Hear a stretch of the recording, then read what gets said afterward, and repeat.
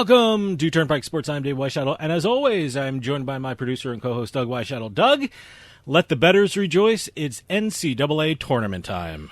March is going to be such an incredible month, especially in terms of sports betting. It's going to be great. Have there been studies to see if what's a bigger sports betting event, the NCAA tournament or the Super Bowl?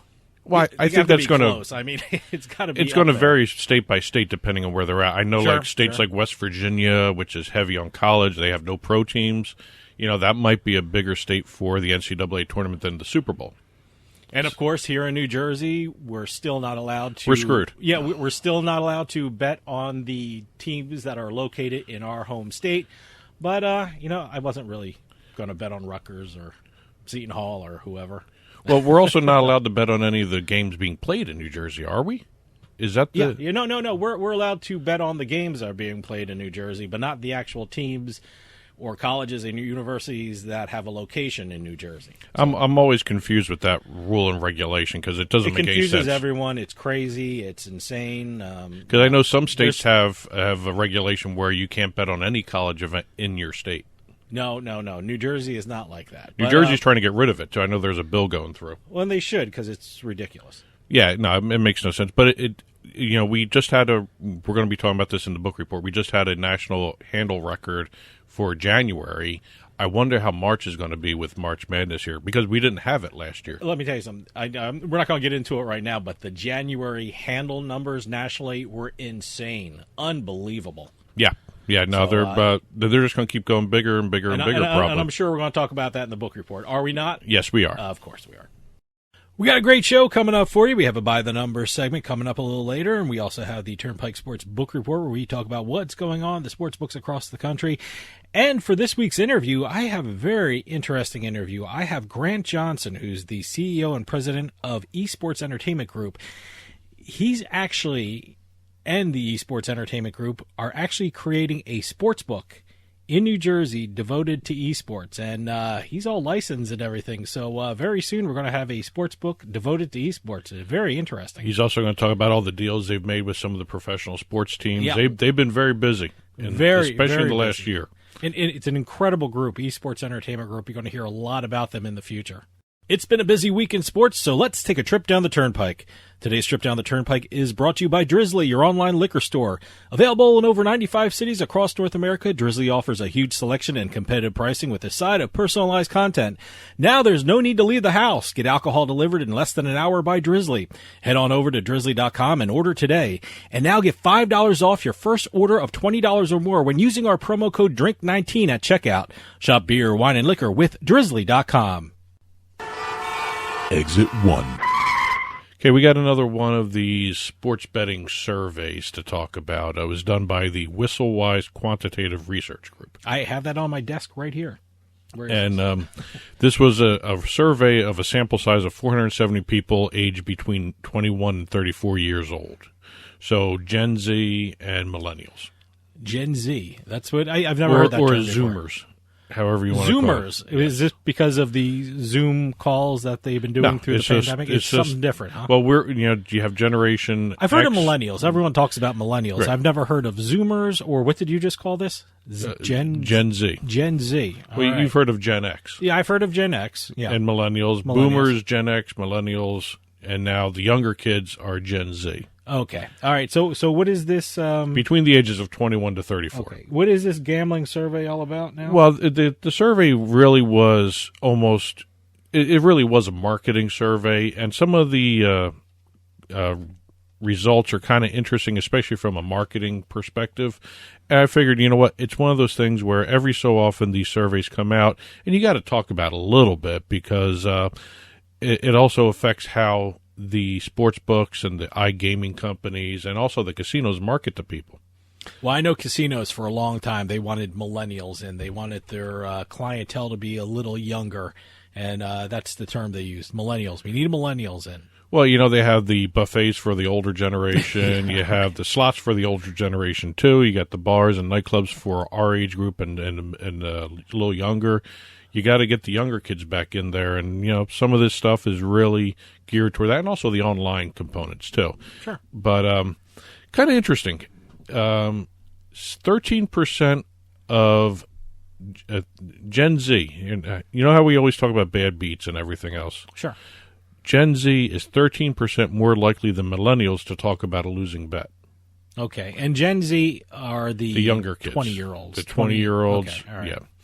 yeah. And 6 in 10 Gen Z and millennials together both view people who gamble on sports as exciting. I don't know how they came up with that terminology for it, but they feel that people who gamble are exciting. They're exciting people? Yes. They're exciting people to be around, the people who gamble on yes. sports. Boy, some of the people I see gamble on sports aren't too exciting. They're depressed and pulling their hair out most of the time, but not too exciting. So Gen Z, who are the who we call them kids, but I guess they are kids. They are kids. 20 and above, 21 and above. They see people who gamble on sports as exciting people to be around. Both millennials and Gen Z. Oh, both. Okay. Yes. All right. 70% of weekly sports bettors in this age group watch the full game now. Okay. Versus only 48% of non-sports bettors who watch the entire game. 51% of the Gen Z sports gamblers bet on sports they don't normally watch. I guess that's where table tennis comes into play and darts. 78% of both groups, the Gen Z millennials, all agreed that being able to bet on a sports league makes them more likely to be a fan of the league. There's the customer engagement. Well, everyone talks about fan engagement, and I guess they have empirical proof now. They actually have a survey that shows that younger bettors will more likely watch the entire game. They will be fans of the sport they're betting on. So, hey, I guess all the marketing people were right about sports betting. Well, 71% of this group prefer sports gambling content that is casual and positive. And 74%, and this, I guess I would fall into this category if I was part of the survey, 74% think sports betting commercials that you see on TV are all the same. Okay, well. I mean, they are all the same. I mean, they basically say the same things over. And it's what type of bets they're going to offer and what the offer is. Well, I got to tell you, here in New Jersey, we're constantly bombarded by commercials. It's nonstop. It's just, I've become numb to it right now. The amount of online casinos, online sports books, online poker that we're seeing on TV right now, TV commercials are constantly playing in the background, and it's just part of the background right now. So maybe people in other states who have less content with regard to online casinos and online gambling, but it's just overwhelming in New Jersey. One of the last categories of the questions, and this is probably why we're seeing a lot of these deals being done in the marketplace between sports books and athletes, because according to the survey, athletes are the most trusted source to deliver sports betting information. Oh, interesting. 39% of the respondents said they were the most trusted source, more so than media brands, which was next with 28%. Social media influencers, celebrities were dead last. Oh, okay. So athletes are the most trusted source for delivering information on sports betting to this age group. And this was a survey that was taken by millennials and the people that are younger than millennials, the Gen Z crowd, the Zoomers, okay, as opposed to Boomers. But hey, look, that's whether you're talking about media or you're talking about sports betting, that seems to be the target audience for everyone. Well, and also if you notice, a lot of these results in this survey are actually reflected in the way these sports betting operators are doing business now. Sure. The way they're doing the deals, the way they're structuring things. First and foremost, you see them do an athlete, bring on an athlete, then you do a deal with a media company. Yeah. So it's almost following this pattern, which probably, I don't know if it was meant to do that way, but the survey is showing that pattern is influencing the society in general, if you want to look at it that way. Exit 2. We've got Atari back in the news. Is this about their Atari Hotel? Is anything like that? Because I'm glad you brought that up. That was in the news a couple months ago. The Atari Hotel. No, this is something brand new for them. Okay. Actually, it's not really brand new because I remember them talking about this a couple of months ago, if not a little longer than that. They are building a online casino. I saw that. Yeah, no, that was very interesting. They had hinted at this way before the Atari Hotels thing. It never really materialized way back when, but now it is. They have entered into a deal with Decentral Games to do a online casino based upon their original games like Pac-Man, Asteroids, Great. Pong. Okay, wow. The little difference in this casino, it's not cash like U.S. dollars. It's cryptocurrency. It's actually blockchain. And we're hearing a lot more blockchain in the news over and over again. Non-fungible tokens is what blockchain is created with. They are looking at doing an Atari-themed casino within, let me get this right because it's a virtual world they're going to be in. They're going to be based in Vegas City, a gaming district in Decentraland. All right. You have to create an avatar and enter a virtual world to go and play in this casino. So how are they interweaving the Pac-Man, the Asteroids, the Pong, like you said? They're creating a combination of luck and skill-based games to avoid the gambling moniker because they don't want to have to deal with regulations. Yet they're calling it a casino? Are they calling it a casino? They're calling it an online casino. Are they people calling it a casino? No, they're calling it an online casino. Well, if they're trying to get away from the gambling moniker, they might not want to call it a casino. They will have, well, it could fall under social casino. Okay, all right. They will have a skill-based area where people can play certain games to win money, actually to win Decentral Games' own token, $DG is its symbol. It's a cryptocurrency that they created for their online world there. And also you can play with a variety of different cryptocurrencies, including the new special Atari token that they're creating for this casino. Atari will have its own cryptocurrency. So how is this going to work? If I wanted to play in the Atari casino, I would have to take some of my money and convert it to crypto and use that crypto. You would have to buy cryptocurrency to play these games. Okay, so I would buy, if I do that first step of buying crypto, right, and I'd use that cryptocurrency to play in the Atari casino. Right, and in the world of cryptocurrency, there are certain advantages to having a casino in cryptocurrency only, because not only will it be a extra level of privacy, because these non-fungible tokens, these blockchain coins that you buy, have actually computer programs that protect you. Really, that's pretty good. Yes, that's what blockchain is. It's a chain of programming inside it. Good. Also, it will also provide where the casino can't rig some of these games. Now, I'm sure at some point they're going to figure out a way to get around not being able to rig the games. What do you mean the casino can't rig some of these games? It has to deal with the blockchain itself. There's another security level. Okay, all right. And so when you do these cryptocurrency, when you do casinos, blockchain, that's another level of security. Yeah, blockchain are basically programming that that provide value and worth in this area. The biggest factor for this is you don't have to report your winnings for taxes. Ooh, that's pretty good. Yeah. That's very good. And Atari and Decentraland are expecting to see $150 million in bets in 2021 and another $400 million over the next 2 years. Wow. So they're anticipating a lot of money coming in from an online casino with the Atari brand on it that's blockchain. Exit 3. Okay, we just had a new casino open up in Philadelphia, and already they made their presence felt, but probably not in the way one would expect. Okay. They used their trademark attorneys to go after a local newsletter. Who's they? The Live Casino brand. The Live Casino. Oh, went the Live after Casino a local newspaper, a local newspaper. We just had someone on from Live Philadelphia. We had Rob Norton from the he was the VP of gaming, or the head of gaming for Cordish Companies, which owns the Live Casino brand. Yeah, no, great guest. It looks like a great casino too. Well, their attorneys went after what is called Chad's Ford Live. Chad's Ford is an area in the Philadelphia area. Yeah. It's a little region in Philadelphia.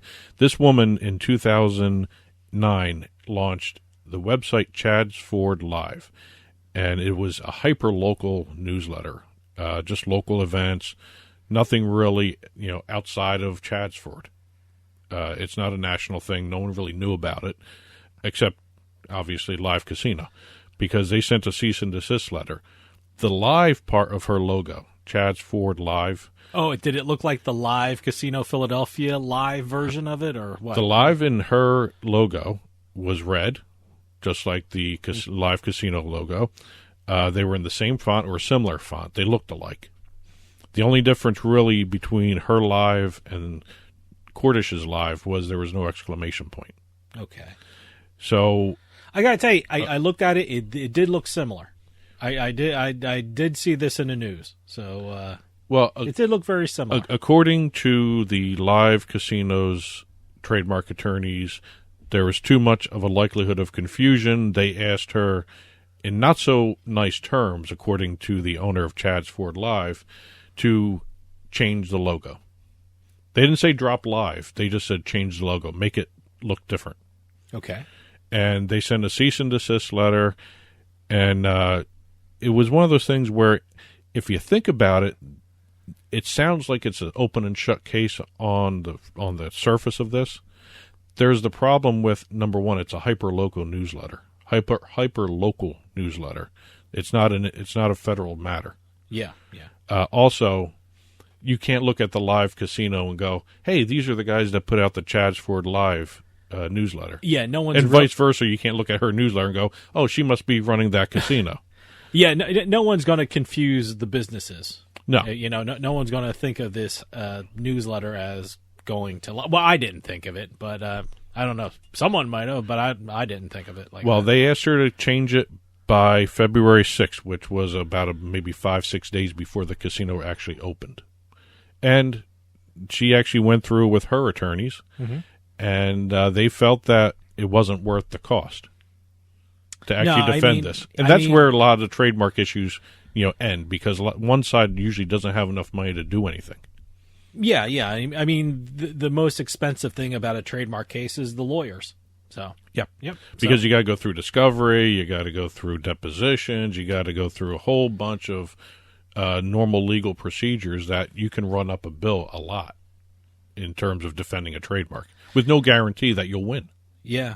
No, I saw this in the news. I mean, I didn't think it was part of the casino. I did think the word live looked like the word live in the Live Casino Philadelphia. It did look like it. Did. And there was no ill intent. I mean, no. What was she started using it in 2009, right? Right, and Cordish Gaming filed a trademark in 2007.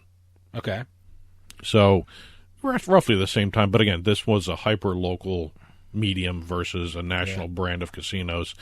Probably wouldn't have really, I don't know if they really need to do that, but again, it's protecting your brand. Sure, and I understand that, and probably a smart move on their part, just in case something else happened down the road with somebody else. I think it was a smart move on every part, the entire group. I mean, Live had to protect it. I mean, and the Chad's Ford Live publisher, she figured, what, it's not worth spending the legal fees and she's spending a lot of money. And by the way, what publicity Chad's Ford Live is getting right now. That's one of the benefits of this situation. The other downside is she's spending money to clean up the internet with a lot of her logos. She's having to do that, and she's actually changed her logo. If you go to their site now, Chad's Live Ford is now the name of the newsletter. Okay. It's basically a really bland-looking live logo. Well, I'm sure she'll spruce it up. She'll come up with something different. But right now, it's she went the nice safe route. To make it look totally different than what everybody over at Live Casino said it looked like. Being from New Jersey, I've heard of Chad's Ford. I didn't know what it was. The only reason I've heard of Chad's Ford is because they have a winery, or there's a. It's a winery. What's it called? Chad's Ford Winery. Chad's Ford Winery. Yes. And I've seen the wine. I've actually have one of their wines because it was a Philadelphia Philly logo label wine, or I'm sure they got the license from the Phillies. They did. But, because I remember they announced the NHL one. They have the Phillies. Flyers. I have the Flyers wine bottle from Chad's Ford, but I've never actually been to Chad's Ford. Me but neither. I've gotten some wine from Chad's Ford. Exit 4. And last but not least for this weekend, we have I don't want to say a merger because they're saying they're not even anywhere close to discussing a merger, but we have discussions between the Canadian Football League and the XFL. I saw this in the news, and I was very curious how these talks will progress because, look, the CFL and the XFL both have different rules. I mean, they have different size fields that they play on. Yep. So I'm very curious how they actually have an extra down. Yeah, the XFL has an extra down. But, I'm very curious to see how this progresses. So, I'm intrigued with the CFL and the XFL. It'd be interesting if they kept the bigger field, but kept the 4 downs like the XFL has. Well, they also would have to get rid of the Rouge, is one of the things I found out doing a little research on this. What's a Rouge? It's a 1-point play. Oh, okay. I looked it up. Here you go. Okay, how do you do a 1-point play in this CFL? Well, first of all, this is a unique rule that's one of the 10 differences between Canadian football and the National Football League, or American football, I should say. Yeah. Don't ask me. I didn't do the list of 10. I just noticed that there's 10 differences. The Rouge. A Rouge is awarded to the kicking team in 2 different circumstances. The first circumstance is if the kicking team misses a field goal or punts the ball into the end zone and the receiving team chooses not to run it out. Oh, okay. Which is why you don't see too many touchbacks. Interesting. Oh, boy. How about if the NFL adapted that? That would be a great rule for them. That would be very interesting. The kicking team receives a Rouge, which is 1 point, and the receiving team gets possession on their own 35. Oh, okay. That's the one Rouge. The other instance is if the kicking team misses a field goal or punts the ball out of the end zone. Don't ask me what the difference is, but those are the 2 instances. They miss a field goal, and I believe if the player Wait, if a team misses a field goal, the other team gets a point? No, the kicking team. If they miss a field goal? Yeah, in certain instances, it's kind of a weird rule. That second part of it is kind of weird because there's other things that have to happen. The first part I understand. The first part I totally understand. I like it. Yeah. Yeah, not running it out of the end zone. Yeah, I like that one. Boy, can you imagine the the scores in NFL if the NFL had something like that? Well, we'll see what happens here with. Was that called a Rouge? The Rouge. The Rouge. But we'll see what happens with the CFL. The CFL was on hold last year. They shut down the season. They're planning to start their 2021 season in May with preseason, and June is going to be the regular season. The XFL, on the other side, is not going to play in 2021. And their 2022 season is now on hold as well. So they're not even at the point of launching yet, and they're talking with the Canadian Football League. And the other thing I didn't know this, Dwayne Johnson, The Rock, one of the guys who bought the XFL, he played in the Canadian Football League. I didn't know he was a player. I know he was the NFL. I know he played in University of Florida. Yeah, that was it. Well, that's not a Canadian football team. No, Miami. I misspoke. University of Miami. University of Miami. Boy, I made a which is why incredible blunder. People from Florida will be which is why he was drafted by the Dolphins. Yeah. So, but I didn't know he was in the CFL for a short time after his NFL career. I did not know that either. And today's trip down the Turnpike was brought to you by Drizzly, your online liquor store. Available in over 95 cities across North America, Drizzly offers a huge selection and competitive pricing with a side of personalized content. Now there's no need to leave the house. Get alcohol delivered in less than an hour by Drizzly. Head on over to drizzly.com and order today. And now get $5 off your first order of $20 or more when using our promo code DRINK19 at checkout. Shop beer, wine, and liquor with drizzly.com. And as always, you can get in touch with Turnpike Sports by calling or texting us at 609-512-5910. That's 609-512-5910. At Turnpike Sports is the show's handle on Facebook and Twitter. At Turnpike Sports Radio is our handle on Instagram. And as always, our email address is info@turnpikesportsradio.com. And don't forget, you can listen to the show via Spotify, Amazon Music, iTunes, radio.com mobile app, as well as Stitcher and YouTube. You can also watch us on your smart TV, Roku, Amazon Fire, Apple TV. Head on over to turnpikesports.net. You'll be able to watch our video channel there. Well, we got a great show coming up for you. We have a By the Numbers segment coming up a little later on. We also have the Turnpike Sports Book Report where we talk about what's going on in the sports books across the country. But coming up next, I'm talking with Grant Johnson, the CEO and president of eSports Entertainment Group. This group is doing absolutely amazing things. They're making deals with NFL teams, soccer teams that you certainly know of, and they're doing incredible things with esports because they're going to have a sports book in New Jersey devoted to esports. Unbelievable. So you're going to want to hear all about it. Stick around. We'll be right back with more Turnpike Sports.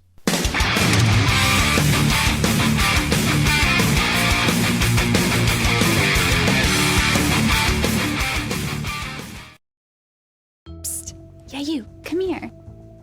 Haven't you heard? We don't need to hide anymore. Now, we can shop privately for adult products at adamandeve.com. They've got massage oils, lingerie, and lots more we can't mention here. Use offer code SPICE404. They'll give you 50% off almost any one item, 3 free DVDs, free mystery gift, and free shipping. That's 50% off, free shipping, and more. Private shopping starts at adamandeve.com.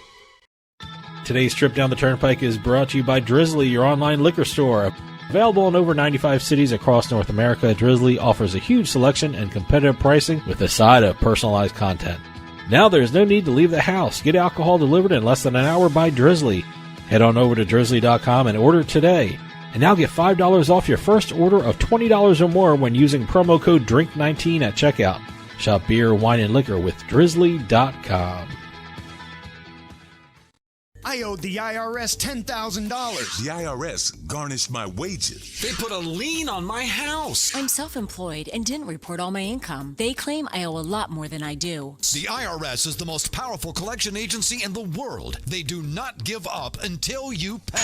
I couldn't sleep. We were being audited. I called Tax Solutions Now, and a great big weight was lifted off my shoulders. I called Tax Solutions Now, and they got the IRS off my back. Tax Solutions Now had my wage garnishment lifted in 48 hours. Tax Solutions Now can get you help. Our agents know the rules, can stop the pain, and get you the best deal. Tax Solutions Now saved my business. I qualified for the Fresh Start program. I paid less than I owed. We connect you with a team of former IRS agents and tax professionals who get the IRS off your back.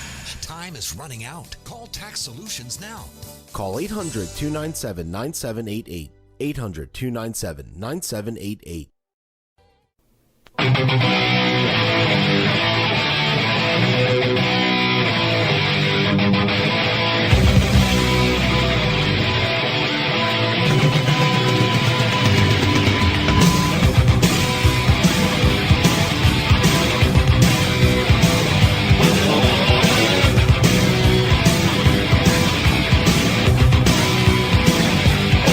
Welcome back to Turnpike Sports. Dave Weischadle with you here. Esports have exploded over the last couple of years, and that's why I'm excited to talk with our next guest. He is the CEO and president of a company that is leading the way in the world of esports. Whether it be through its deals with sports teams or its plans to create a sports book dedicated to esports, Esports Entertainment Group is doing incredible things in the market. And we're going to hear all about it because on the line we have the president and CEO of Esports Entertainment Group, Grant Johnson. Grant, thanks for coming on. Pleasure to be here. Thanks for having me. It's great to have you on because esports has exploded over the last couple of years, and I am shocked of the growth of it. And a lot of people are shocked of the growth of esports in this country. But for a lot of people, it's still a relatively new thing, and especially the business side of esports is a relatively new thing to a lot of people. How did you get involved in the business of esports? Well, it was kind of an interesting path. My journey in this space really goes back to my time in the pioneering days of the online gambling industry back in the mid '90s. From '95 to '99, I was head of business development with one of the early B2B providers based out of Canada, and we put 23 sports books and casinos up online at the time. Until the Canadian government decided that now that was not the time to be involved in the gaming business, and the business migrated over to Europe. I left the industry, and then in 2014, a group of native tribes asked me to take on the task of helping them get an online regulatory environment set up where they could launch online casinos and sports books from their tribal sovereign territory. At that time, I really didn't know much about esports other than I was reading stories about it online, and I thought it was worth investigating. I attended my first championship game, which was a StarCraft event, and I was going to that event thinking that's probably teenagers, a very active, exciting event for them. But when I got there, all my perceptions were out the window.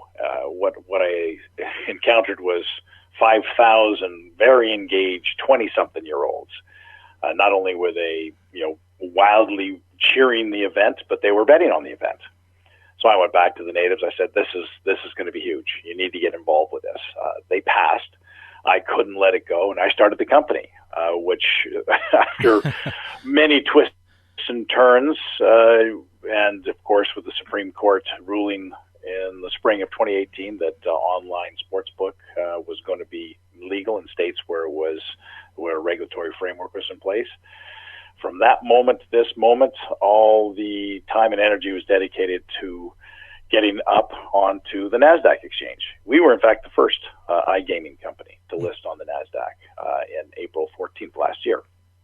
From that time to this time, the money that we raised has been invested in acquiring assets that make us what we are today and brings us to, it kind of culminates in the announcements that you've been seeing lately where we're partnering with the premium sports brands, the Patriots, the Eagles, the Ravens, the LA Kings, the Philly Union, LA Galaxy, etc.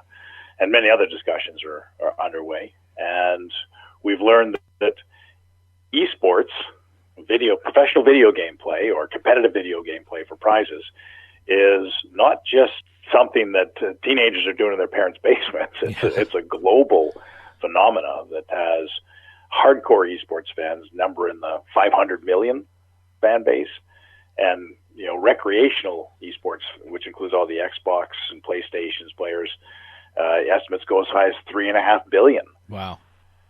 So it's a huge. It's actually, the video game industry is bigger than the music and movie industry combined. So what we learned last year, what was unique about 2020, and unique not in a positive way, generally speaking, obviously, because COVID hit. And with COVID hitting, pro sports were shut down, as you recall, and all your listeners recall, for a period of months. And what we learned at that time was esports kind of went from, a little below the radar to right front and center.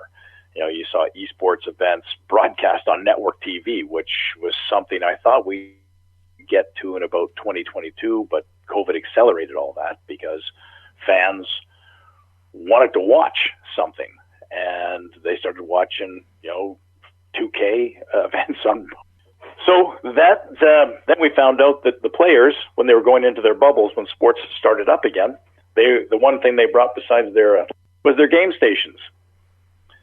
So pro athletes, if you think of it, they're mainly in their 20s, and they're gamers.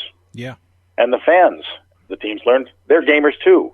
They don't necessarily play League of Legends and Dota and Counter-Strike, but they do play FIFA, Madden, 2K, and Call of Duty, of course. Yeah. So it really was sort of a natural conclusion for the sports teams to get here that, they're in the entertainment business after all. And esports, video games, is entertainment. So why wouldn't they offer them? And of course, the answer is they do want to offer them. And that's where we come in. We have compiled the components that we're a natural partner for the pro teams, and we're a natural partner for casinos, and we run our own sites. And you mentioned the eSports sportsbook or eSports betting site, ViGG, will be launching in New Jersey this spring. Wow, great. It will be the first regulated eSports betting site in the United States, I believe. You know, I got to ask you, you mentioned all the components that go into esports. When we use the term esports, what are we referring to? And has that definition of esports changed over the years as the sport has grown? Well, yeah, the broad definition is competitive video game play. All right, so esports, just like sports, is a pretty broad spectrum. Yeah. I mean, when a lot of people talk about sports, they think of, NFL, NHL, NBA, Major League Soccer, baseball, etc. But pole vault, synchronized swimming, diving, those are all sports as well. And in esports, the same is true. I mean, there's the big titles in esports, which is League of Legends and Dota and Counter-Strike, and of course everybody knows Fortnite. Those are the big titles. However, there are hundreds of titles that get played, and the ones that are, that we're finding out with the sports teams, they're the virtual sports, the NBA 2K, Madden, NHL. So there really are two kind of independent camps. League of Legends and Dota players, they don't really follow or play NBA 2K or Madden, but you'd come to that conclusion yourself. Yeah. Whereas, the sports fans, and this is where this has been the big change that we've seen. The sports fans do watch and play the virtual sports because those are the same games that they like to watch the pro teams play. So if you've never seen an esport event, a competitive video game play event, and you turned on a Madden game, you could completely follow what was happening because it's a game you understand, you like, you follow, and maybe you play it on your Xbox or PlayStation. You probably would not watch or play StarCraft or Dota or League of Legends. Those games are very involved, very complicated, and people can't really get competent at those games unless they're prepared to play 4 or 5 hours a day, or more. Whereas you've got your less, the learning curve, let's say, to play FIFA, Madden, would be a little shorter because you're familiar with the game. Mm-hmm. So that's really how it's changed, and the audience has expanded, and there's been more acceptance of esports, and a big piece of what's driven that acceptance is people come to terms, it is entertainment, it is a big industry, people do like it, and what's helped for us recently is that the pros themselves play these games. Yeah. So with that knowledge, and some of these pros have millions of followers in their social media streams. So it's no longer, the perception of it's teenager in their parents' basement playing. These are pros who play dedicated tournaments. Some of these guys make millions of dollars a year playing esports. It's a whole new industry. It's a whole new burgeoning industry that we believe will be on par with the sports industry in time.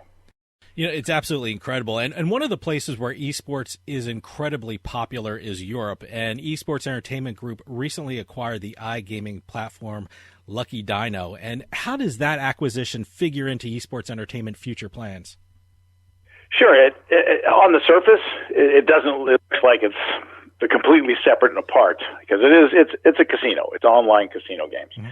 And it's a platform that we acquired. But what it does bring to us is access to, they're very strong in the Northern European region, particularly Finland and the Nordics. That's a region that we see as a very vibrant esports region, geographically speaking, high fan bases. So it gives us an entry into those markets. It also provides us with, the accretive value of that transaction. It brings us lots of revenue, EBITDA, cash flow positive, and it helps us play the long game in esports, because esports is a young industry, and as with all industries, when they first start out, there's, as you're developing your fan base and your players and your footprint, there's a lot of expense involved with doing that. It's no exception in esports. And of course, in order for us to be able to play the long game and be here to lead the way in esports, which we definitely are doing, we have to, continually pay attention to the fact that we're in business to make money. Mm-hmm. And the Lucky Dino brings a platform. We own the technology, which is a big priority for us, gives us access to a new market.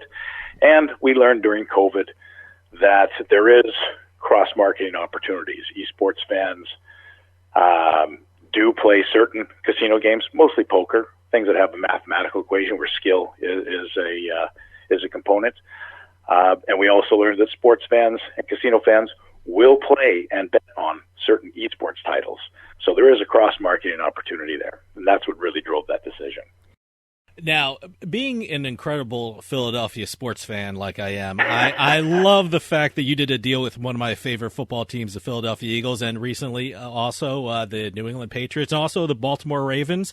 When we say eSports Entertainment Group did a deal with a pro team, what does that mean? I mean, for people out there who are fans of the football team and who are fans of esports, what does that mean for them when you do a deal with a pro team? Sure. Well, this really came down to, and the Eagles, they were the first NFL team we signed with, and they've just been an absolute pleasure to work with their organization. A founding member of the NFL, well respected throughout the league, and so it's been a pleasure. I just want to make sure that I give that shout out to the Eagles. Yes, fly Eagles, fly.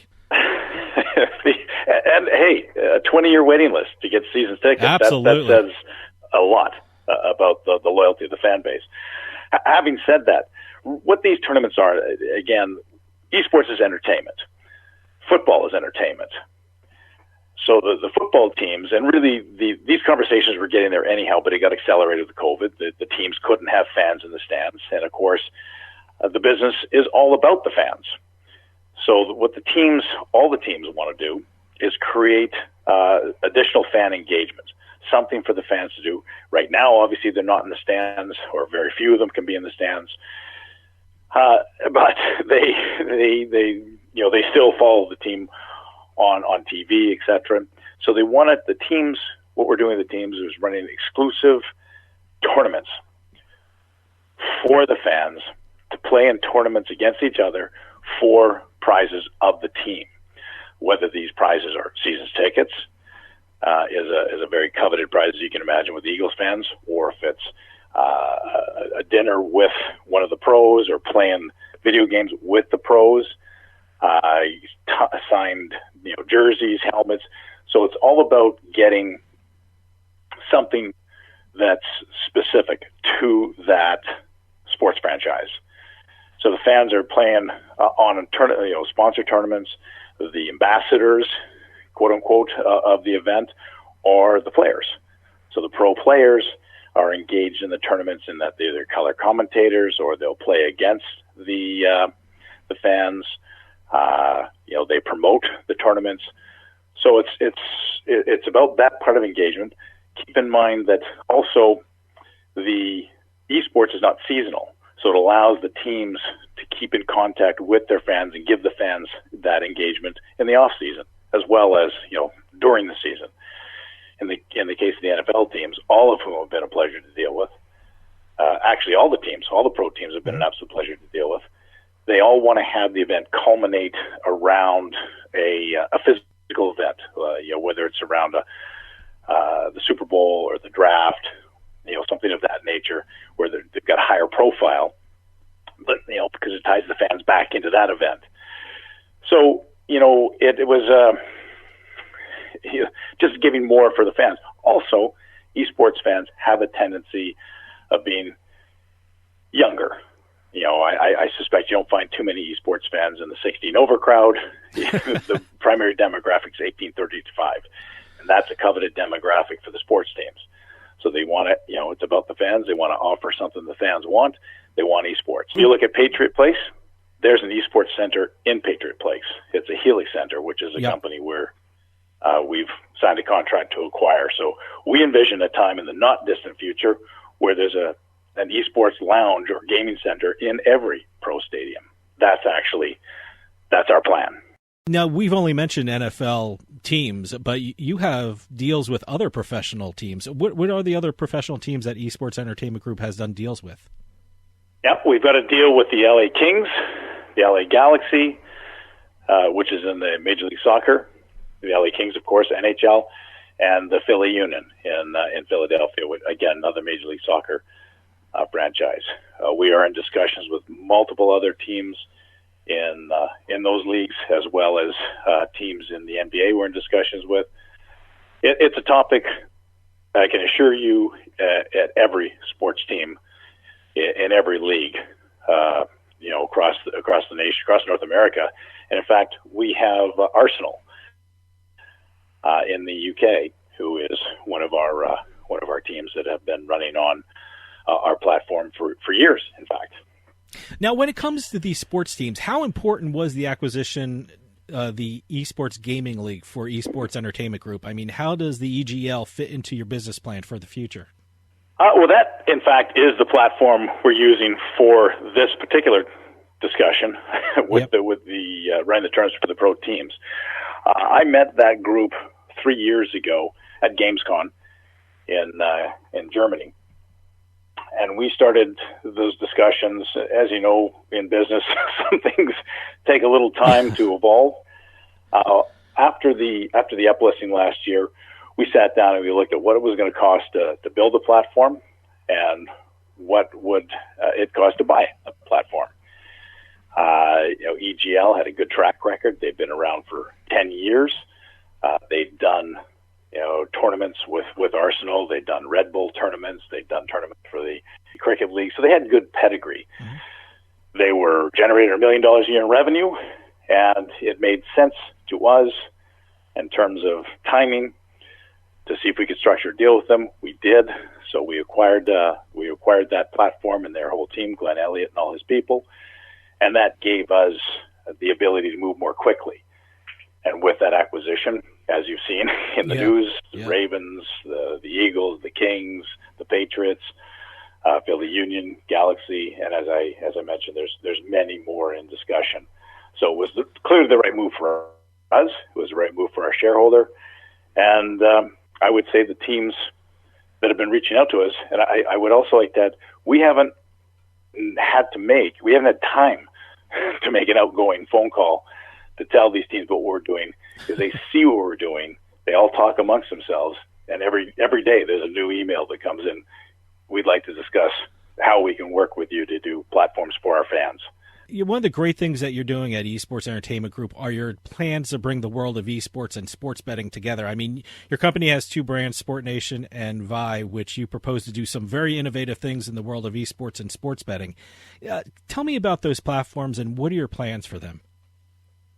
Sure. Well, we have multiple, there's various different levels of licenses. All the licenses in the United States are Tier 1 licenses.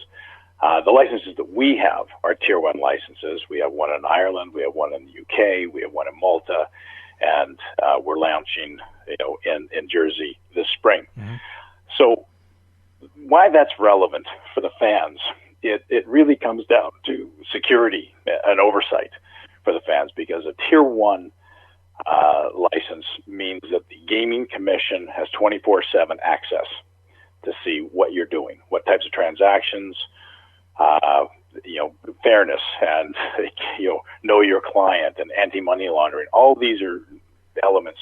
They're very difficult to get.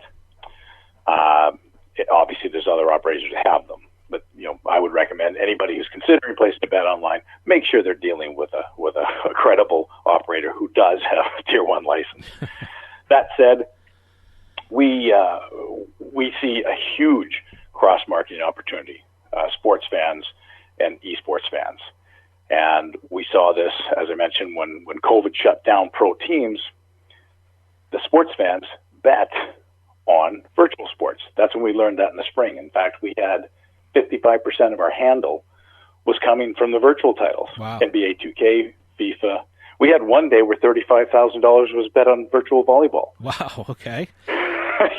So these, we learn, things every day as well. And we when we get this information, the fans really drive it. What do the customers want? What do the fans want?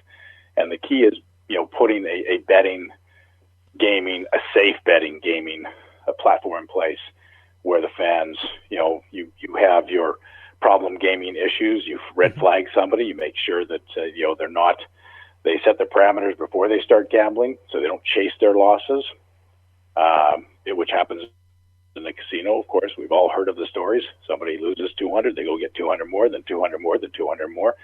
Can't do that on the site. You set your parameters, how much you want to be able to deposit. If you lose it, you got to wait till the next month to reset your deposits. So, these are a lot of the issues we deal with, and we want to make sure that we never want to see a story that anybody got wiped out playing on one of our sites. Mm-hmm. That won't happen. Gaming is entertainment. It's supposed to be fun. It's supposed to be safe. So, we make sure that that's how we treat our fans. And with esports, we also notice that fans don't bet the same as traditional sports. It's a new industry, right? And so esports fans, they're digitally savvy, have no problem doing transactions online. But when you start talking about spread and over and under and trifectas, that means nothing to an esports fan. Esports fans, they're more engaged. They bet, smaller amounts. They like in-game wagering. So the platform we're coming out deals with the type of wagering they like. Sports fans, they like to bet differently. Horse racing fans, they bet differently than fans of the NFL. So you just have to have the right product for your fan base. You have to know what your clients want and give them what they want, not what you want as an operator. When we talk about gaming and esports, it's such a technology-driven field, and I love the way that Esports Entertainment Group is weaving together the technology and these different platforms. Especially, you mentioned before, Helix and also GG Circuit you just acquired. Talk about those platforms and what they mean for your future plans in the market. Well, absolutely. They're a huge component of what we're going to be doing going forward, particularly when it comes to these pro-team relationships. Helix, they're experts at building and running physical centers, esports centers. There's 5 centers, 2 of the largest in the United States, and the one at the Patriot Place is the one that it's easy for us to point to when we're talking to pro teams. We don't have an artist's rendering of what it could look like. We said there's a center. Mm-hmm. We know what we're doing. We're experts. So that was a big piece for us. GG Circuit, it's the underlying enterprise software that runs the majority of physical LAN centers, esports, gaming centers. Over 1,000 physical centers use their software. 2 million people use their software. So for us, owning the technology that runs the industry was a key component of what we're doing. And, to come back full circle around to the pro teams again, when we envision these relationships with the pro teams, we start with the tournament play, give the fans what they want, and then we move towards discussions on building these physical centers in these sports arenas and at these football fields, etc. We see that, and that was the driving factor behind why we made that acquisition. To your point, technology drives all of it. If you don't own the technology, then you're renting it from somebody else, which means somebody else has control. That doesn't make me feel comfortable as a CEO. We feel it's important to control our technology. So that's what drove that decision. Now, one of the things I'm really excited about coming from Esports Entertainment Group is happening in my home state of New Jersey, and you mentioned it. You have a sports betting license for New Jersey. What are your plans for New Jersey when esports and sports betting finally get together in the Garden State? Yeah, well, Jersey has been on the front edge of the entire online movement. They were the state that challenged the Supreme Court and got the sports betting approved, overturned. So that was, they're very innovative. The university is there. There's going to be a new innovation center. We have a relationship with Harris Blitzer Sports Entertainment, which is the Devils and the Sixers. They're the largest sports organization in the region. We sponsor Dignitas, which is the largest esports team in that area. We have a Helix Center in North Bergen, so we've already invested millions into the state, and we'll be investing millions more as we move forward. It's obviously being on the front end. New Jersey has had to work through all the regulatory issues. But what that does for us is, if there's an old saying, if you can make it there, you can make it anywhere. that stands true for the state of New Jersey, because they have very strict gaming regulatory guidelines. So once our approval is through and we're up and operational, we expect to be operational next month. Wow. Once that's done, it'll make it easier for us to go to the other states. New Jersey and Nevada are the front runners, and they're the two states that all the other states look to for their regulatory guidelines. And having Philadelphia and New York City right across the river, New Jersey does enjoy a unique geographical situation where they have the state has access to tens of millions of additional fans and potential wagers that are merely a train stop away. Mm-hmm. So it was just because of our relationships and its location geographically and the gaming commission's progressive attitude. It was we'll call it the proverbial no-brainer for us as the first state that we were going to set our flag down in for our North American efforts. Now, with being first comes certain challenges in the marketplace. What do you think your challenges will be having an eSports sportsbook, and what makes you confident that this will be successful in the market? There's another old saying, on the bleeding edge of something, as opposed to the leading edge. You have to learn a lot of lessons when you're out front because there's no blueprint to run off of. Mm-hmm. And we've learned a lot of those lessons. The company did launch its first site in 2016. And we learned what sports fans like, what they don't like, esports fans. We invested millions in a platform that just did not work for the esports wagering. So we've learned a lot of those lessons already. In the state of New Jersey, being the first licensed esports wagering site, no doubt we're going to learn some additional things, but we're taking those lessons we've learned as we go into the state and launch. Marketing, our spend will be, marketing can be a bit of a black hole if you're not careful. And this is why we're trying to mitigate our exposure by partnering with the organizations that have the fan base in the state. Dignitas has, millions of fans. They're the largest sports organization. Harris Blitzer is the largest, Dignitas' largest esports. Harris Blitzer is the largest sports organization. Philadelphia Eagles and Philly Union have huge fan footprints in South Jersey. And of course, with Helix already having a large, successful, profitable, physical esports location in North Jersey, we've taken some of that risk off the table by those partnerships and those acquisitions. So, we're going to learn some other lessons once we launch. I'm not going to pretend that we don't anticipate that, but we're doing what we can in advance of that launch to minimize, our mistakes, we'll say. Well, one thing we do know from the years of sports betting in Nevada is that people will bet on football, they'll bet on basketball, and other traditional sports. Do you feel that esports has an audience that will bet on esports, and do you think that will draw in more fans to the esports when you're allowed to place a bet on it? Yes, is the short answer to that. The greater explanation is we're already seeing in Europe, esports betting is on the rise. It's still early days. We know that esports fans like authenticity. They want, when they go to an esports site, they don't want to go to a sports site that has esports as a line extension. The site, they want esports content. They want to watch esports events. So that's why Vi and Sport Nation are separate. When you go to Vi, it's all esports. Esports fans don't bet $1,000 on an event, but they may bet 15 times over the course of an event. Who's going to get the next kill? Who's going to win the match? Who's going to get the most kills? Things like that, $1, $2, $5 bets. So that's the way our esports site is structured. And I would say when it comes to will it increase the viewership, I'll draw a comparison from the sports industry.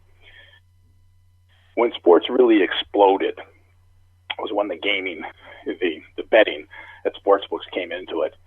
And I would say it's not that people are betting on the game because they're watching. It increases the engagement. They're watching because they're betting.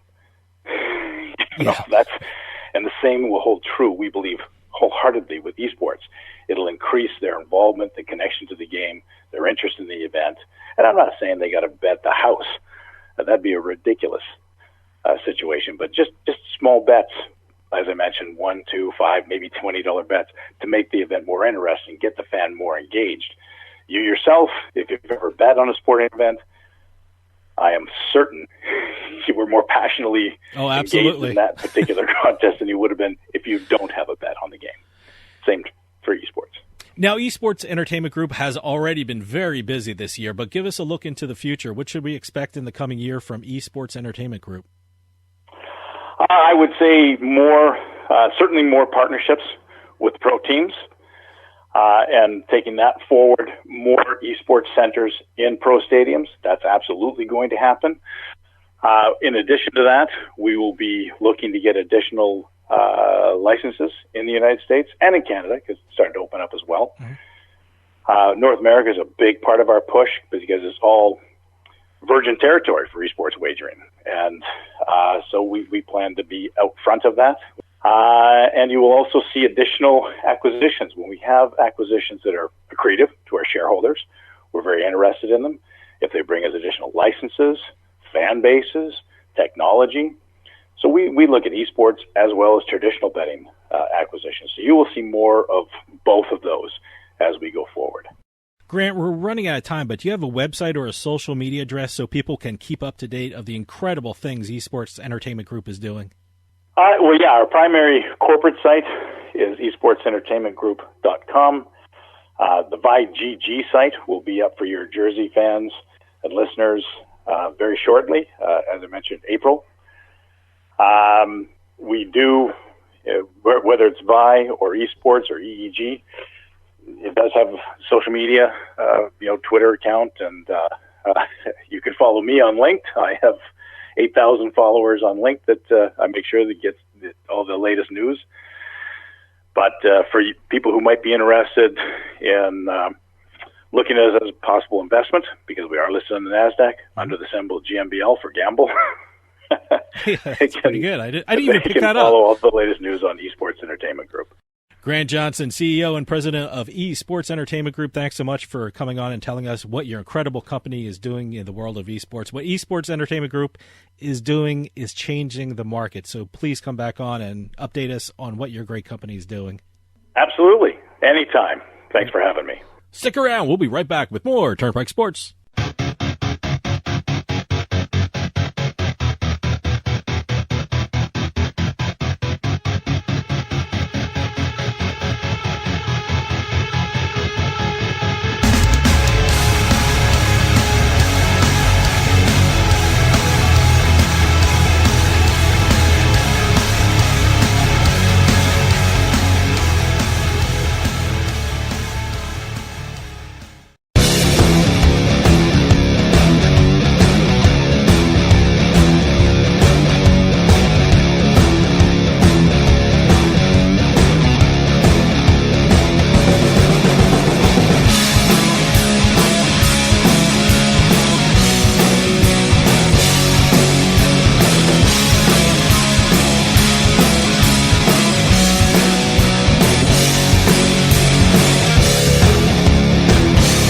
We'll get back to the show in a few moments, but I just wanted to take some time and tell everyone about Bean Genius, the smart specialty coffee subscription service.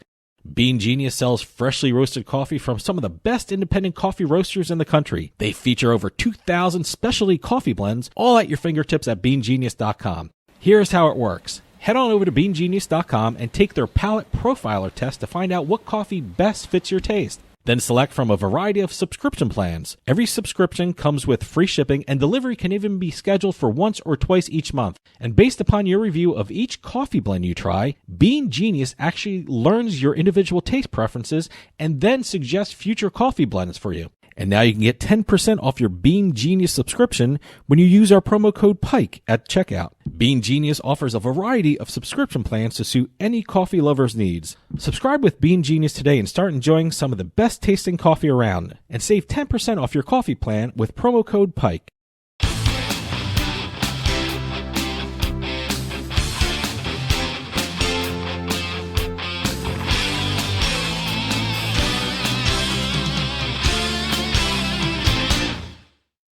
And By the Numbers is sponsored by Play Sugar House Online Casino and Sportsbook in New Jersey. Sign up at playsugarhouse.com/pike and get a first deposit match of up to $250. Enjoy the casino experience online. Play Sugar House offers over 400 games online, slots, table games, hey, even bingo. It's like being in a casino without leaving your home. All right, here we are in the By the Numbers segment where we basically I throw out a couple numbers to Dave and let him try and guess, but really the segment is where the numbers tell the story, which is where I never get them. Yeah. I never get them.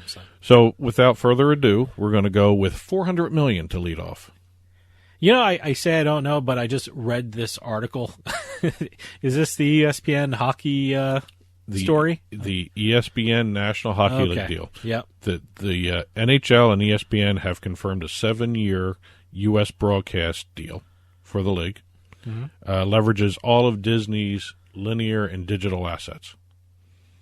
So are we talking about this will be ESPN, right? I mean, this isn't going to be Disney Plus. It's everything. Oh, really? Okay. I don't have Disney Plus. Here, I'll give you a quick rundown. 25 regular season games to air on ESPN and ABC. All right. Disney's linear networks, ESPN and ABC, will also broadcast half of the Stanley Cup playoff games. Okay. 75 exclusive regular season games will stream on ESPN Plus and Hulu. Okay. ESPN Plus will also be made available within Hulu's video on demand service. So they're moving ESPN Plus into Hulu a little bit. See, now I have to think about getting ESPN Plus and Hulu.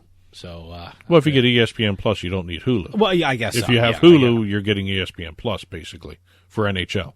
So the smart move, if you want this, get ESPN Plus, which is why they're doing which will bring in Hulu. Yes. Oh, okay. All right. And also the that NHL, the out of market streaming packages they offer on the cable system. Sure. All that's being moved off of NHL.TV and it's being moved to ESPN Plus, the app. Okay. So a $400 million deal for ESPN and the NHL for the broadcasting rights for 7 years of NHL. ESPN Plus has a lot of great stuff on it. I mean, I've been looking at it, and it's MMA. They're really big in MMA, which I love. It's I think that app. I think I'm going to pull the trigger on that one. I'm going to get ESPN Plus. The ESPN Plus app may have really saved the UFC because they have found a huge audience through that app. It's just great. I love the way they do it. I love the way they handle it. It's great to see. Next number, 2.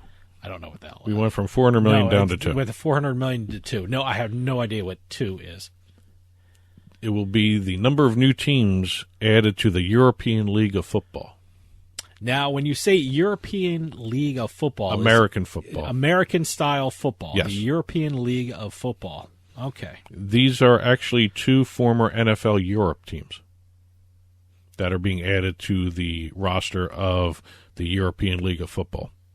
You know, that was big on TV years ago. I mean, I remember, what was it? The London something or other, the London Dragons or something, or the Barcelona Dragons. Dragons, the London Monarchs. Is that what you're talking about, or it's not? It's not that, right? The Frankfurt Galaxy. I remember that name. Is one of the teams.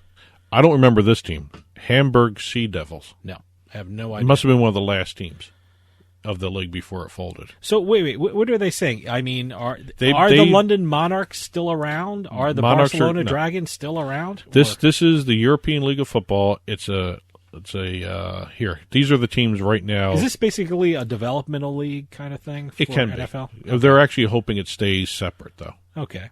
The Wroclaw Panthers, the Barcelona Gladiators, the Stuttgart Scorpions, the German Knights, and the Ingolstadt Praetorians will be joined by the Hamburg Sea Devils and the Frankfurt Galaxy when the league launches. which will be launching soon. It'll be in June. We'll be launching in June. So we have another football league to watch. I want to check them out. I want to see what kind of merchandise they have. I want to see what their shirts look like. I want to see the Praetorians. Maybe I'll get a hat. I want to see the like Praetorians. I don't know what the hell symbol they're going to have for a Praetorian, but it'll be interesting to see. I guess they're going to be really interesting. Gladiators, you know what that's probably going to be, just looking like a Roman gladiator head on it. But I'm just curious. I just like the idea of another football league. You know, I was going to search them, and I just noticed the European League of Football. Elf. Elf. Okay, Elf. All right, I'll search Elf. Elf football. Well, that's what we have for that. 2 new teams. 5.94 million is the next number.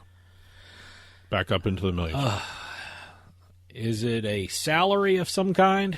5.94 million? No, it's the number of viewers that the All-Star game, the NBA All-Star game, registered. I did not watch a single minute of that. Well, you were with a lot of people I did because not watch a single minute. The 5.94 million viewers was the least watched All-Star game dating back to 1990. It was also the lowest rated All-Star game over the last 31 years. It just losing something for me. I mean, I every year I used to look forward to the NBA All-Star Game because you had everything surrounding it. You know, you had the slam dunk contest. Well, they had all that 3-point contest. They had all that. They had that and the skills competition, all that. The best dunk contest I ever saw was Spud Webb. What was it? A fantastic. Well, that's the problem. The dunk contest now doesn't really. It's not exciting anymore. Yeah, well, yeah. It's all been done before. Yeah, well, yeah. I guess when you have guys jumping over cars doing a dunk, I think there's nowhere else to go after that. You jumped the shark on that one. Yeah. But despite it being the lowest rated over 31 years and the least watched, here, hang on, let me get this. It also ranked as the highest rated NBA broadcast of the season, which says a lot about the NBA. Even though it was the least watched All-Star game? Lowest rated. Even though it was the lowest rated All-Star game in 31 years, it was the highest rated basketball game of the season? Yes. Is that what you're saying? Yep. Oh, okay. It's just telling you how bad the NBA TV-wise is doing, because there's so many other avenues of watching it now. You have the betcasts. Yeah. You have the digital streams. And also, if you don't really want to watch the games, you got the highlights that come right after the game, too. I mean, there has to be a new way to measure viewership in this, modern age. I mean, I don't know how much they look into streaming and how that figures in, and when they compare it to TV viewing, I mean, it's just they kind of have to, figure something out in that one now. Well, it did have a couple of highlights. It was also the most watched non-football sports broadcast since the 2020 World Series. Last year, basically. And also beat last month's Daytona 500, which had 4.83 million viewers, and also beat the Masters, which had 5.59 million viewers. So there are some good things, some bad things for the NBA All-Star Game. All those other things I watched. I didn't watch the NBA All-Star Game, but all those other things that you mentioned, I watched. So, and one other thing. And the All-Star Game beat them, right? In ratings. The All-Star Game beat them in viewership, not ratings. I shouldn't say that. In viewership is different than ratings. In ratings, yeah. Okay. And also, the NBA is also saying that they had the unfortunate instance of being up against the Prince Harry and Meghan Markle interview. I did not watch that either. 17.81 million viewers watched. I'm trying to figure out Prince. What the hell did I watch that night. I mean, I didn't watch the Meghan Markle interview. I didn't watch the NBA All-Star game. What the hell was I watching? See, I don't watch any All-Star game. I just don't find them interesting. I mean, like you said, I watched the Home Run Derby for baseball. When I was younger, I used to watch All-Star games. I mean, even when I was younger, I never watched them. And I was a basketball freak back then. For some reason, I used to love the NFL Pro Bowl because, that was after the Super Bowl, and some of the guys I saw in the Super Bowl were playing in the Pro Bowl. But nowadays, no one wants to play in the Pro Bowl, and it's also before the Super Bowl, so some of the best players that made it to the Super Bowl won't be playing in the Pro Bowl. They got to find a way to make it actually a meaningful game again. It's not. Last number for the week, we have a bonus one. Oh, a bonus one. 69 million. Okay. Is this viewership or ratings? It's a price. Okay, never mind. This was the $69 million was the price for a piece of artwork. It's basically a huge JPEG file that an artist created as a non-fungible token. Here we go again with blockchain. Wow. Okay. It's one of the largest. 69 million? It's one of the largest pieces of blockchain out there. This guy created. It was auctioned off at Christie's, and in the final hour, they had a flurry of 180 bids, which pushed it over to $69 million. Let me ask you, is this a physical piece of art, or is this digital? It's digital. Okay, $69 million for digital. Yeah. Wow. It was a new high for a piece of artwork. I'm surprised it wasn't bought in cryptocurrency, Listen, well, let me get to that. Oh, okay. All right. It was a new high for a piece of artwork that exists only digitally, but it was the third highest price for artwork made by a living artist, according to Christie's. Third highest price for a living artist. Okay.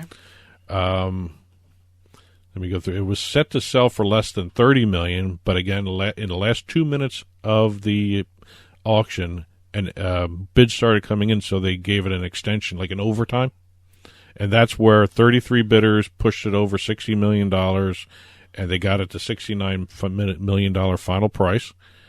And it's also the highest price for a non-fungible token, so a couple new things there. And it's in a first for Christie's. The purchaser could use, I want to get this right because it's a different type of blockchain, Ethereum, to purchase the artwork. I can't say it's a painting. First time that this has ever happened for a digital payment for the 255-year-old auction house. Wow. First time in their history, not only do they have the highest digital price for a digital artwork, they've also allowed somebody to pay digitally for that artwork. Unbelievable. So just a little extra bonus one. We've been dealing with blockchain an awful lot, especially with that NBA Top Shot, so I thought I'd throw in... hearing a lot about that, too. Yeah, it's going crazy. It's the value of NBA Top Shot's going through the roof again. So that's it for the Turnpike Sports By the Number segment this week. Book reports coming up next, so stick around. We'll be right back with more Turnpike Sports.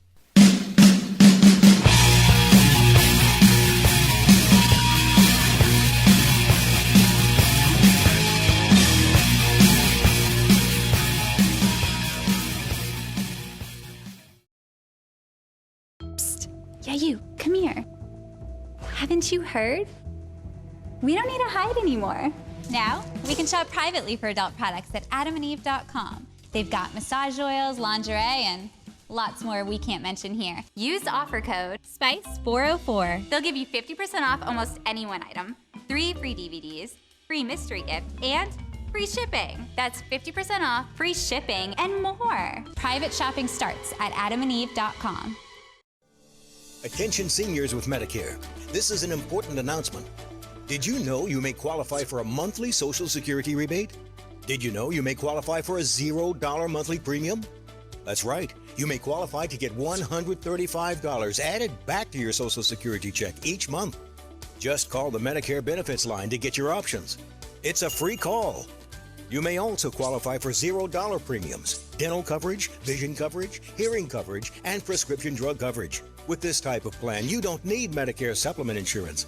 Call now because you deserve to get the most from your Medicare benefits, including a rebate to your Social Security check each month. Agents are standing by with free information regarding Medicare benefits. It's a free call with no obligation, but it could mean big savings for you. Call the Medicare benefits line now to see if you're eligible for a Social Security rebate. Call 800-574-6770. 800-574-6770. Now that we're home more than ever, we need to feel safe. Call it a sign of the times or the world we now live in. What do you want to keep safe? The people in your life? What do you want to protect? Your possessions, the things that belong to you, the things that you've worked hard for. Wouldn't it be nice to have tested, trusted 24/7 protection? Peace of mind, real protection that's always there for you and your whole family? Well, now you can with one of our state-of-the-art home security systems. Everyone thinks their home is safe until the unexpected happens. Help protect your home and loved ones today with the affordable Next Generation in Home Security. To help keep your family and property safe, call 1-800-520-4068 now. Representatives are standing by to assist you. That's 1-800-250-4068. 1-800-520-4068.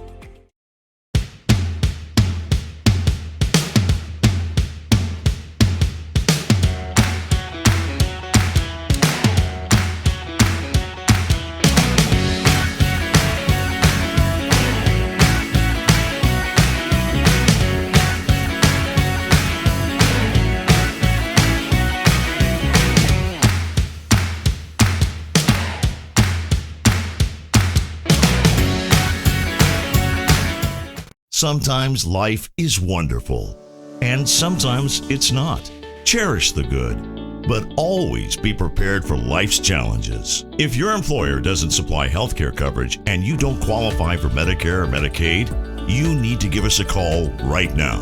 Private health care is private health insurance for ages 65 and under with medical, dental, vision, and even prescription coverage. To get the coverage you need, call the number on the screen now.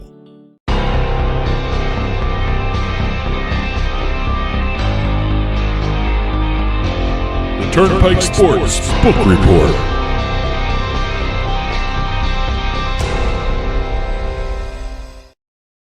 The Turnpike Sports Book Report is brought to you by BorgataSports.com. Your favorite casinos now, your favorite sports book available anywhere in New Jersey, BorgataSports.com. Sign up at BorgataSports.com using our promo code PIKE, that's P-I-K-E, and you get a risk-free bet up to $300 and 20 bonus dollars at BorgataCasino.com. Must be 21 years or older and in New Jersey to place a bet. Terms and conditions apply. Gambling problem? Call 1-800-GAMBLER. And here we are, another edition of the Book Report. We're going to be talking a lot of national numbers, state numbers, national record, as a matter of fact, as well as some state records, some deals and launches, some legislation like we always do. Whatever we don't hit in this segment, go on over to the Turnpike Sports Radio blog, turnpikesportsradio.com, click on the blog button. You'll see these stories and other ones that we didn't hit in print form on the blog. You know, nationally, it's been a great 6 months. I think there's been a record set every month for the last 6 months. There's been incredible. A national handle record for 6 straight months, January included, which brought in a handle of $4.362 billion. Billion with a B. Billion with a B. Unbelievable. It's amazing. I didn't think it would grow this quickly to the point where we're talking $4 billion almost every month here. Yeah, no, it's been incredible. And who's the number one state that came out on top of handle? Well, say it. New Jersey is number one again. Yay. For 2 of the 3 categories. Okay, 2. I knew handle. But, handle and revenue, New Jersey. Handle and revenue, okay. They did not lead in taxes. Huh, okay. I was actually kind of surprised, but then I thought about it. Pennsylvania does have a high tax rate. Okay, all right. So it makes sense that Pennsylvania was number one in national rank for January tax revenue. So when it comes to handle, I'm sure Pennsylvania's up there as well, right? Didn't they come in certainly top 5, right? Here's the top 5 for national handle. Jersey with $958 million, a little bit more than that. That's number 1. Nevada with $646 and $647 million. That's number 2. Pennsylvania is there at 3 with $615 million. Okay. And then Illinois rounds out the top 4 with $581.5 million. Great. Number 5 really is Indiana. Let me just throw that out there, too, for sports betting handle. Revenue-wise... You know, I'm shocked that Colorado isn't in the top 5. Colorado is number 6. Okay, well, they're right there. There's only broken the top 5 yet. There's only about 16 million separating Indiana and Colorado. Okay. In January. Revenue-wise, it's Jersey with $82.6 million. Nevada is number 2 again, $52.38. Then you have Illinois for $47.95 million. And Pennsylvania's just under $34 million for number 4. Indiana's number 5 there as well, $29.33. Colorado's right there with them, $23.1. Actually, Tennessee is breaking into the top 10 now, too. They're number 7 in revenue and also number 7 in handle. Very impressive. Tennessee is one of those unique states that have no retail sportsbook, and their entire sports betting market is online. So very interesting numbers for Tennessee. And the brand new baby of the bunch, Virginia. Baby of the bunch, okay. Brand new sports betting market. Just before the Super Bowl, right? They ranked 15th in revenue, and they ranked 13th in handle. Okay, and that's for January. That's 11 days. That's only 11 days. They were only open, or they only had sports betting for 11 days in January, and they pulled down these numbers. Pretty impressive. That just tells me Virginia may be a major player in the market once they get everything up and running and rolling. I'm curious. February, I don't know what they're going to have. March is going to be interesting to see because that's a huge college sports betting state, Virginia. Yeah. More so than pro, I think. The numbers for February should be interesting because, of course, they have the Super Bowl in February. March certainly is going to be interesting for the NCAA tournament. And, I can't wait to see these next couple of months. Well, you mentioned February. Okay. Let's head on over to February. Some February numbers out. All right. Yes. Okay. And by the time this airs, there's going to be a couple more states. Probably. Probably New Jersey, Pennsylvania will be releasing their numbers the week after we're doing this. So normally, we're second week of March. That's when they'll release the February numbers. Is it always the second week of the next month? Is that when they release the numbers from the prior month? Certain states. All right. I mean, as a rule of thumb, I guess the majority of states. You have about half the states releasing them the second week, the other half releasing them the third week, and then you have Illinois 2 months later. By the way, they want. Before we do get to the February numbers, Illinois did release their January numbers. They were part of this national handle record in January. They had a state record handle of 581.5 million. I keep on saying 58. It's $581.5 million for a state handle in January. Record revenue of $47.95 million. State taxes was $7.19 million. Statewide hold rate of 8.25%. Top sports: basketball, $229.68 million. Football was second with 158. Parlays 109. And this I found interesting, and I got to give a hat tip to Chris Altruda over at US Bets. Okay. He did a little deeper dig on the parlays. The average retail parlay wager, $54.11. The average online parlay wager was $16.20. Okay. By the way, we're going to have Chris Altruda on in a couple of weeks. Yeah. I say a couple of weeks because I don't know if it's next week or the week after. But I just found that differentiation between the retail and online parlays interesting because it's a higher retail amount average. Sure. And rounding. What's that saying? Parlays don't build bankrolls; they build sports books, especially online sports books. Absolutely. So, rounding out the top four in terms of sports, soccer was third with $30 million, and hockey was 17.69 million. They were fourth place as the top sports. No table tennis. Thank God, I'm tired of hearing about table tennis, but that's huge in certain states. That's Colorado's thing. Yeah. February numbers. I'm sorry. We just finished Illinois' January numbers. That always screws me up, too, talking to them like that. But Indiana had a handle of $273.9 million for February. That's up 46% from the previous month of January. So they had a huge growth spurt there in their handle. Revenue was $17 million, up 53% from January, and a win rate of 6.19%.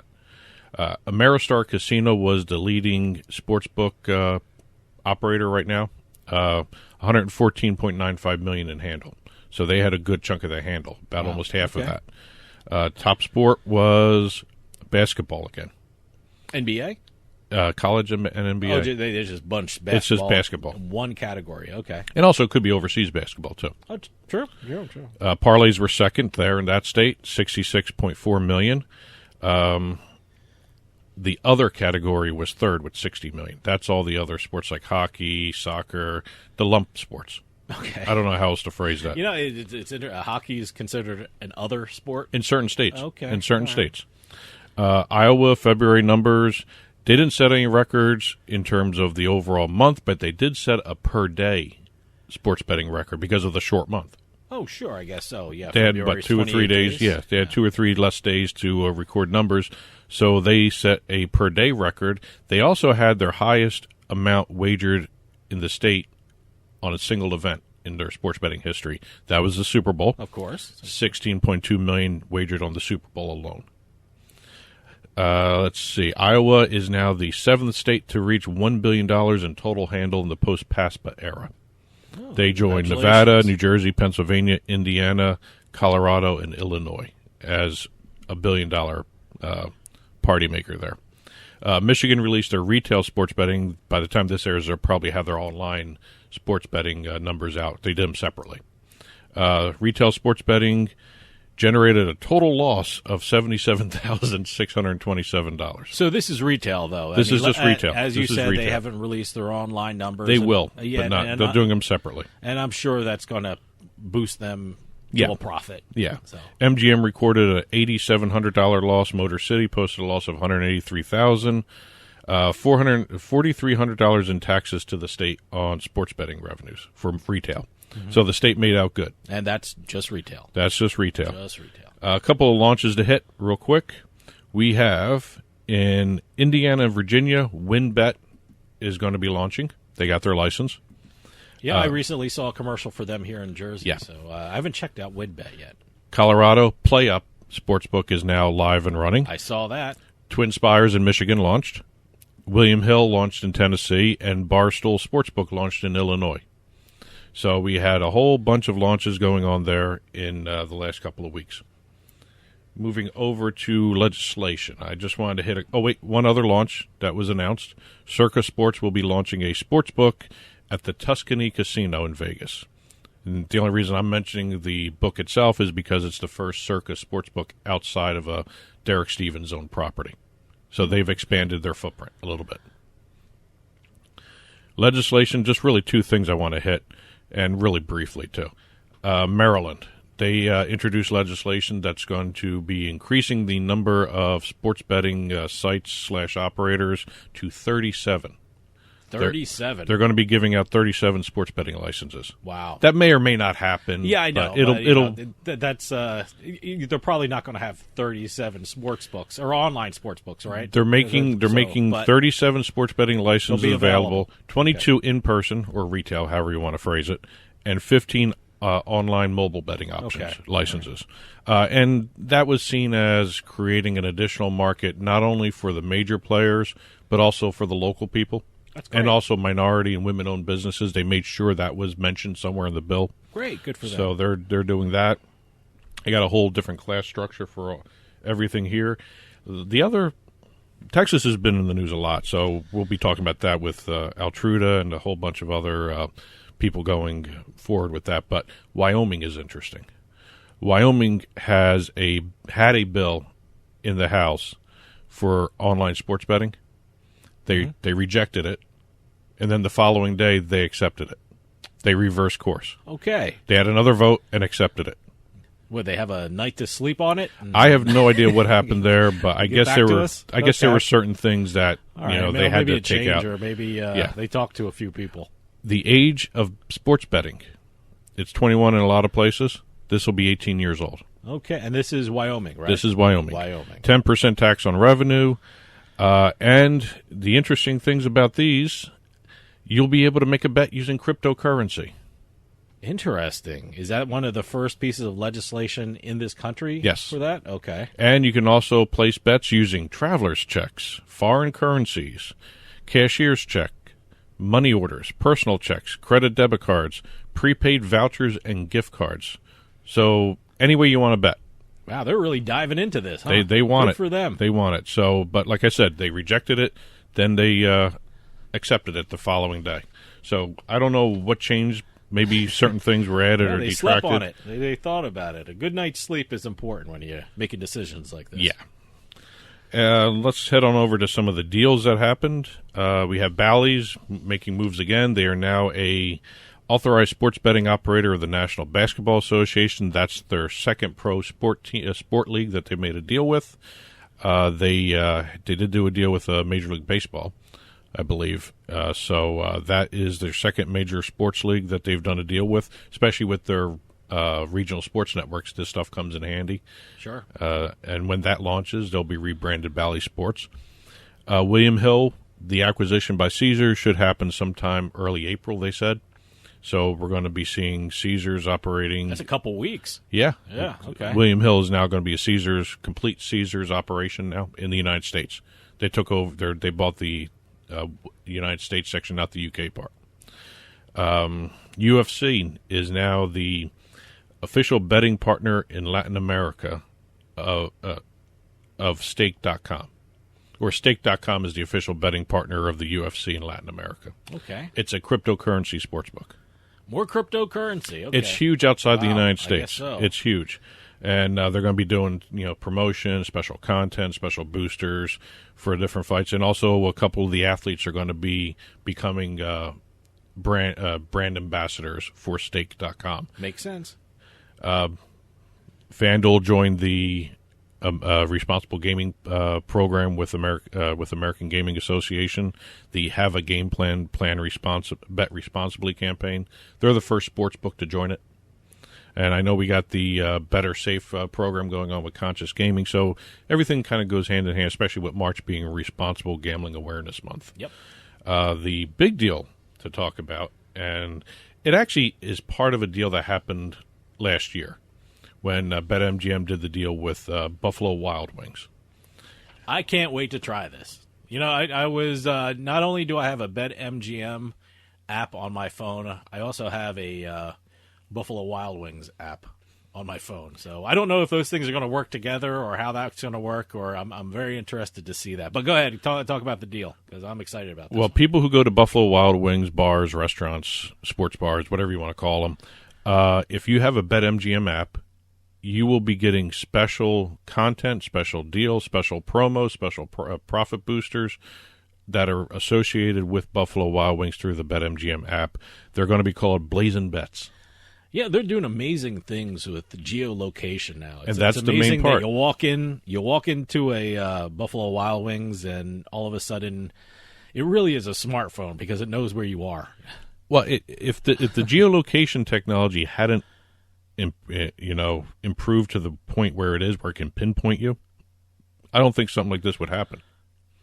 Yeah, no, it just come a long way. I mean, I remember when online casinos started in New Jersey. I could play casinos in one room of my house, but not the other room of my house. It was just ridiculous. And now, my God, it can probably pinpoint where you're sitting in a restaurant. The one thing I'm curious, will a BetMGM customer that has it on their phone, if they're logged in, I guess, would they receive a notification that they've entered a Buffalo Wild Wings as soon as they walk through that door? So how many states is this available, all these special things? Only where it's legal: Colorado, New Jersey, Indiana, Iowa, Tennessee, West Virginia. Great. Also, Buffalo Wild Wings has launched the OT Odds powered by BetMGM channel. It's an in-bar network. Oh, okay. So they're going to have, I guess, programming playing. Sports betting content playing in the actual restaurant. Where it's legal. Where one of those massive TVs. Yeah, only where it's legal. If you're not in a legal state, you're not going to see this. Yes. They're going to have fantasy and sports betting advice content all day on those channels. They also revamped their picks and props free-to-play game.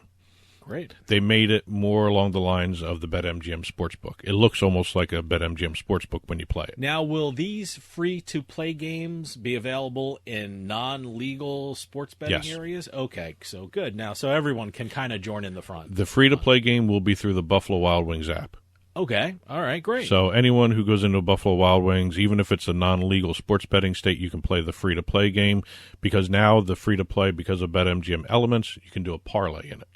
Okay, and people can win prizes. No That's money, all. No. just prizes. And depending on how much you win through the free-to-play game, you can actually make it into the Buffalo Wild Wings Hall of Fame that was specially created for the free-to-play game. Oh, wow, okay. Yeah, so enjoy your wings, enjoy your sports betting, enjoy your fantasy sports now with Buffalo fun. Wild Wings and BetMGM.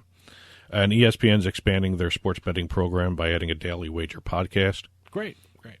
So that's what we got. We didn't hit a couple of things, but again, like I said, if you go to turnpikesportsradio.com, click on the blog button, you will have all the stories that we did hit and that we didn't hit in print form. That's it. That'll do it for us this week. We'll see you next time on the Turnpike.